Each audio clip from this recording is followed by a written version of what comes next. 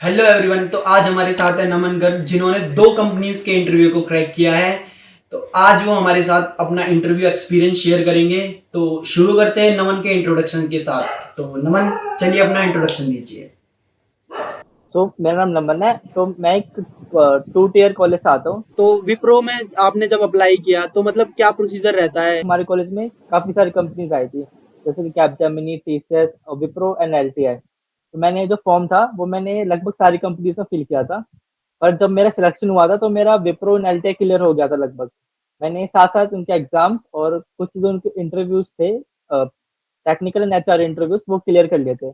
नमन, तो विप्रो में आपने जब अप्लाई किया तो मतलब क्या प्रोसीजर रहता है? कितने कोडिंग राउंड्स होते हैं, टीआर राउंड वगैरह? मतलब उसमें थोड़ा आप ना डिस्क्राइब करो कि कैसे होता है, उसको सही से एक्सप्लेन करो। तो हमारा जो होता है, कोडिंग क्वेश्चंस नहीं आते बीसीए के लेवल। अगर हम एप्टीट्यूड एप्टीट्यूड टेस्ट आता है, एप्टीट्यूड टेस्ट के अंदर हमारे ना logical questions, reasoning and English and verbal questions आते हैं, और एक पैराग्राफ राइटिंग भी आता है। पहले जो हमारे लॉजिकल क्वेश्चंस होते हैं उसमें हमारे ट्रेन से रिलेटेड क्वेश्चन आते हैं। ट्रेन अगर कितनी स्पीड पे रन करेगी तो हमारा डिस्टेंस कितना कवर होगा। ऐसे इंग्लिश के क्वेश्चन होते हैं, जैसे कि इसका अपोजिट क्या होगा, इस वर्ड का सिनोनिम बता देते हैं। और कुछ कुछ ऐसे क्वेश्चन आ रहे होते हैं। एप्टीट्यूड टेस्ट में भी कुछ ऐसे क्वेश्चन आएंगे कि आपका एक क्यूब दे देंगे, क्यूब के अंदर बताएंगे कि कितना वॉल्यूम है। ऐसे कुछ क्वेश्चन आएंगे एप्टीट्यूड टेस्ट के अंदर।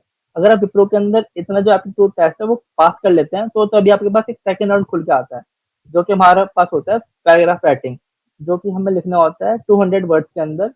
अगर आप एप्टीट्यूड टेस्ट क्लियर नहीं कर पाते हैं तो आपका जो पैराग्राफ राइटिंग है वो ओपन ही नहीं होगा। तो आप समझ सकते हैं उसके बाद कि आप सिलेक्शन नहीं हुआ आगे।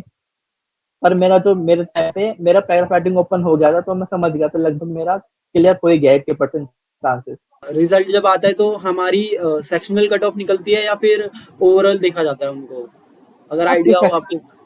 हाँ, सेक्शनल कट ऑफ निकलते हैं। आपको हर फील्ड में एक लेवल ऑफ स्कोर करना पड़ता है, 60% स्कोर करना पड़ता है। वर्बल में 60%, एप्टी में भी, लॉजिकल में भी 60% स्कोर करना पड़ता है। सबका अलग अलग करना पड़ता है। अगर आप किसी में फेल होते हो तो आपको रिजेक्ट कर देंगे।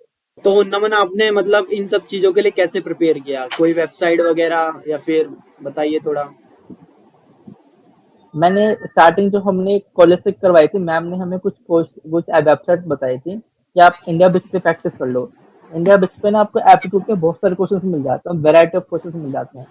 वहाँ पे आप कुछ से 10-15 क्वेश्चन भी अगर रोज लगा लेते हो तो आप अच्छे से क्लियर कर सकते हो टेस्ट को। अगर पर आपके पास टाइम कम है तो मैं आपको सजेस्ट करूंगा कि आप फेस पर आप प्रेप इंस्टा को प्रेफर करो। वहाँ पर क्या है ना, कंटेंट कम है पर आपको क्वालिटी कंटेंट ज़्यादा मिल जाता है, जिससे आप ना कम टाइम में भी ना स्कोर अच्छा कर सकते हो। प्रेप इंस्टा के बारे में बताया है, मतलब अच्छी वेबसाइट्स है, फेस प्रेप करके भी है, तो अच्छी वेबसाइट्स हैं वो। बाकी और कैसे किया प्रिपेयर? इंटरव्यू के टाइम पे किया था। इंटरव्यू के टाइम पे आपसे कुछ क्वेश्चंस पूछे जाएंगे, जैसे कि आपका टीआर होगा, टेक्निकल राउंड, और आपका एचआर राउंड होगा।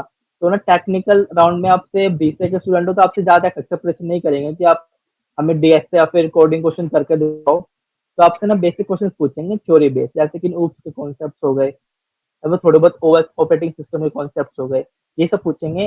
विप्रो के टाइम पे क्या होता है, एक टेक्निकल और एचआर राउंड दिखाएंगे, पर आपको जो टेक्निकल और एचआर राउंड है एक साथ ही ले लेंगे वो। हाँ हाँ, ऐसा ही होता है। आपको कुछ क्वेश्चन वगैरह याद हो कि आपसे किस तरह के क्वेश्चन पूछे गए थे आपके एचआर राउंड में, और कुछ टेक्निकल क्वेश्चन अगर याद हो तो आप शेयर कर सकते हो। हाँ बिल्कुल, मेरे से जो क्वेश्चन पूछे गए थे, पहले तो यही पूछेंगे कि आप अपना इंट्रोडक्शन बताइए। वो आपको कम से कम 1-1.5 मिनट में खत्म करना होता है बताकर। फिर आपसे मेरे से पूछा गया था कि आप अपने ऊप्स कॉन्सेप्ट बताइए, जो ऊप्स में कौन कौन से पिलर्स होते हैं उनका एक्सप्लेन करो। तो वो सब बता दिए थे, उसको मैंने 2-3 मिनट में खींच लिया था। क्या थोड़ा लंबा आंसर होएगा ना तो इंटरव्यू पे असर पड़ता है कि मतलब इसको पता है, नॉलेज है इसके पास। फिर उसके बाद पूछा था कि C and C plus plus में डिफरेंस। मेरे से ना फिर उसके बाद टेक्निकल क्वेश्चंस नहीं पूछे। अच्छा। उसके बाद मेरे से पूछे गए कि आप एचआर टिपिकल क्वेश्चन पूछे गए कि आप मतलब अकेले रहते हैं फैमिली के साथ। वो एक्चुअली चेक करते हैं आपका सेंस ऑफ ह्यूमर कितना है। या फिर मेरे से पूछे गए थे कि आपकी फेवरेट वेब सीरीज कौन सी है, तो मैंने कुछ वेब सीरीज, अपने फेवरेट वेब सीरीज के नाम बताए थे। और मेरे से पूछा गया था कि आप कुकिंग वगैरह कर लेते हो या नहीं कर लेते, आप अगर अकेले कहीं बाहर जा रहने जाओगे तो। मैंने सब बताया था कि हाँ, कुकिंग वुकिंग कर लेता हूँ वो सब, फैमिली के साथ ही रहता हूँ मैं। तो ये सब क्वेश्चन थे, कोई ज्यादा एक्सपेक्टेशन या फिर कोई हार्ड डिफिकल्ट नहीं रहता। इंटरव्यू सिंपल एंड ईजी रहता है। तो मतलब कितना टाइम लगा था कि आपको आपका रिजल्ट मिल गया था और आपको पता लगा कि आप सिलेक्ट हुए हो? और क्या फीलिंग थी उस टाइम पे? मेरा जब मैंने एग्जाम दिया था तब मैंने एग्जाम दिया था दिसंबर में, और जब हमारा जो रिजल्ट आया था कि आपका मतलब इंटरव्यू होगा, वो हमारा आ गया था जनवरी में। हमने जनवरी के टाइम पे हमने इंटरव्यू दिए थे, तो हमारा जो रिजल्ट था वो कॉलेज वालों ने पहले ही भेज दिया था कि आप सिलेक्शन हो चुका है। तो हमारा जो रिजल्ट था वो फरवरी में आ गया था।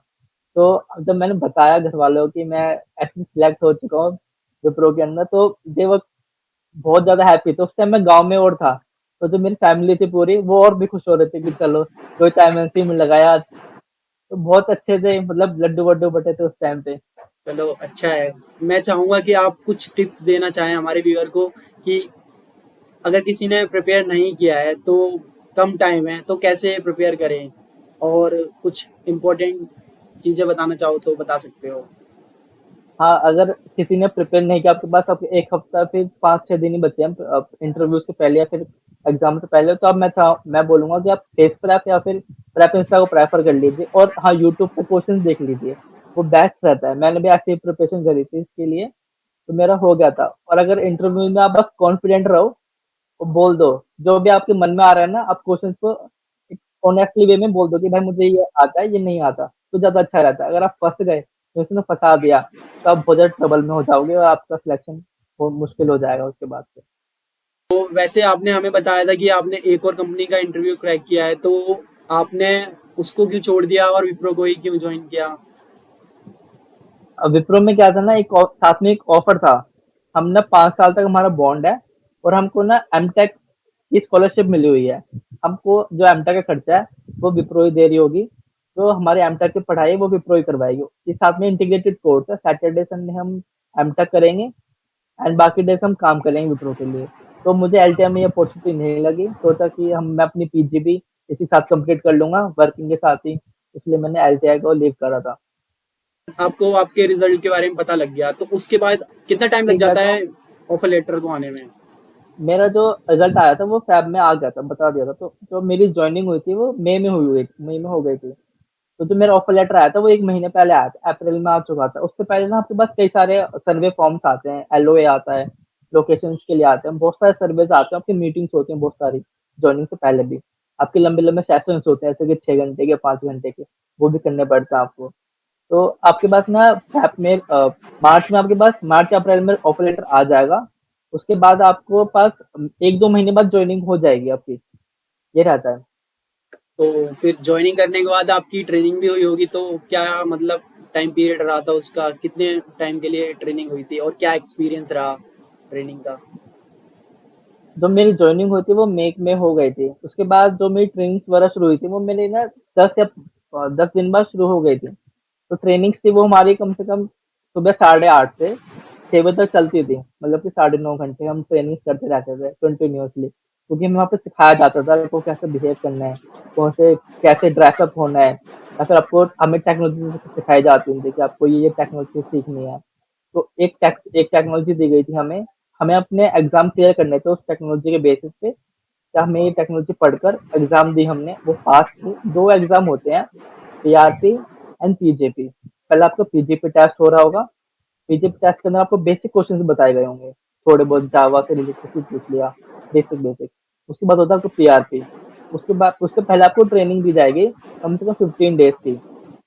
15 डेज़ की ट्रेनिंग के बाद आपको पीजीपी टेस्ट होगा, सॉरी पीआरपी टेस्ट होगा। तो उसमें आपको अच्छे-अच्छे क्वेश्चंस दिए जाएँगे, अच्छे-अच्छे लेवल वाले। वो आपको पास करने होंगे। उसके बाद आपको जाकर प्रोजेक्ट एलोकेशन हो रहा होगा।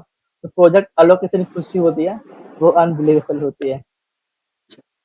तो कभी आपने अभी तक विजिट किया है विप्रो के मेन कैंपस को, जहाँ पे मतलब आपकी जहाँ पे आप जॉब कर रहे हो वहाँ पे अभी आज तक अभी तक विजिट किया हो? नहीं, अभी तक तो विज़िट नहीं किया है। कभी फ्यूचर में मौका मिलेगा तो जाएँगे। मौका ही मौका मिलेगा, अब तो वहीं काम करना है तो। हाँ। तो अच्छा लगा आपसे बात करके। फिर यहीं पे हम इसको रोकते हैं। Thank you Naman.